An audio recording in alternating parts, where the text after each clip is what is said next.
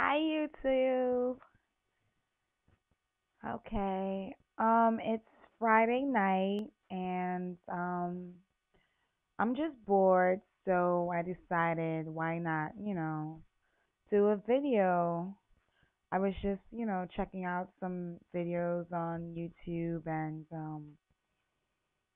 I my mind just ran on, a past relationship and I just thought about how when we break up or we go through a breakup, how devastating it is, and at that time, we think we're gonna die or our world is gonna fall apart. And sometimes we don't even realize, or or sometimes we look back and we laugh because it's so funny how we're just our worst critic. Well, let me explain to you, I was at work the other day and I wrote something down because I didn't understand it, Let me just read it, Hopefully you get what I'm saying. Well,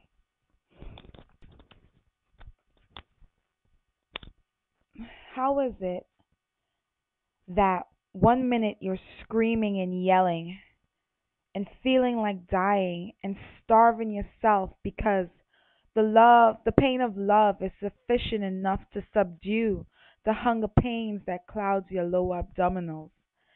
And then the next, you're smiling. Stomach is now churning with butterflies, feeling like you're on cloud nine and haven't even touched a blunt. Now you feel like living, when a minute ago you felt like dying. Gosh, the difference between these feelings are uncanny because they both result in mixed emotions, a tug of war at the heart. But at the end of the day, which would you rather win? For some, you may or may not know these feelings because you probably haven't experienced either, none, or both. I can't expect you to decipher between something you may have no knowledge of. But to those who struggle with the emotional disease of the heart, do you feel me? It's honestly a great feeling to be so close to the end of the cliff and the next floating away in an air balloon with no worries in the world, nothing, looking down and feeling nothing but pure happiness. Looking back and seeing that what you once thought was nothing but a test for preparation of growth for what was to come. Ooh, I love that part. It was preparing you for what was to come. Oh my God. How many of us have ever got out of a relationship and felt like it was the end of the world and then met someone so incredible that they swept you off your feet? Like you you kept denying and doubting yourself, not believing that wow, like I could I couldn't possibly deserve this after the shit that nigga put me through. Sorry for the language, but brought up bad feelings. I can't help it. But I'm just saying though, like what we need to do, sometimes this is what I learned, to find like peace and like real happiness within myself because I've had a couple bad relationships and you want to know, yeah, what the hell is going on, What am I doing wrong? Why does this keep happening to me? And I think what we really need to do, this applies to both males and females. We really seriously need to embrace, a breakup, and it sounds weird, like, what the fuck? Sorry. What the hell you mean about embrace a breakup? Like, I gave my time, like, are you serious? This nigga just messed up, or this girl just messed up. Let me stop saying nigga. I'm sorry about that. It's just bad ebonics. But what we need to see is after relationship and after we have like healed or allow ourselves to heal, we need to see and embrace the good times we have with that person, because whether or not we see it, that person may have came into our life and really impacted us or really helped, change something within us. And I feel like we have to see the good in it. We have to see that, wow, that person was probably a stepping stone to get to another junction. And we have to see that, yo, like, even though our relationship is over, like, I'm happy it is because I got someone I can appreciate even more, or that person was building me up to see what I don't want. You know what I mean?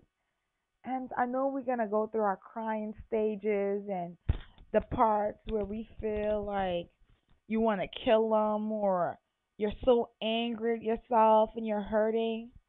But just know that it's okay. Like, once you start embracing challenges and obstacles that come into your life, you would realize you're so much happier, so much at peace. And we need to see and start letting these negative things just pass by. We need to let it go because it only holds us back from growing, you know. So much times when we come out of relationships and it ends badly, we're so scared and we're so distrustful of letting someone else in that we let good things slip by, or we give off an attitude to somebody who comes into our life, and it may derail them. They that could be a potential soulmate, but we'll never know because we never give them a chance. So my thing is, to people who just got out of a breakup or lost someone really close to them, stop playing all the depressing sounds. Stop crying. I mean, you may have to cry at times, but really, in order for you to heal, you know, embrace the good times you guys had. If you had videos together, look at it and laugh, and really just start to like figure out, what happened, what was different, and maybe think, just a thought. Maybe it didn't work for a reason. And once you start that healing process, something so grand and so great will enter your life that it would completely blow you away. And you would realize that, wow, it happened for a reason. And, you know, you'll know that at that point, you'll feel it and you'll know that you'll be all right. And it's okay. But anyway, guys, I mean, I'm still healing, got a relationship, and I was really hurt, really hurt. I felt like, oh my God, tomorrow it's crazy. We slept every night together. He held me, while I went to bed. Like, why is this happening to me? But it was only preparation for what was to come.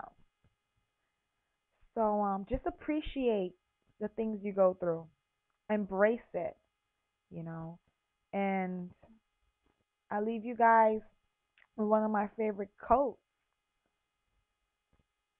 gratitude is the best attitude. Love you all. Peace and much blessings. Ray Ice.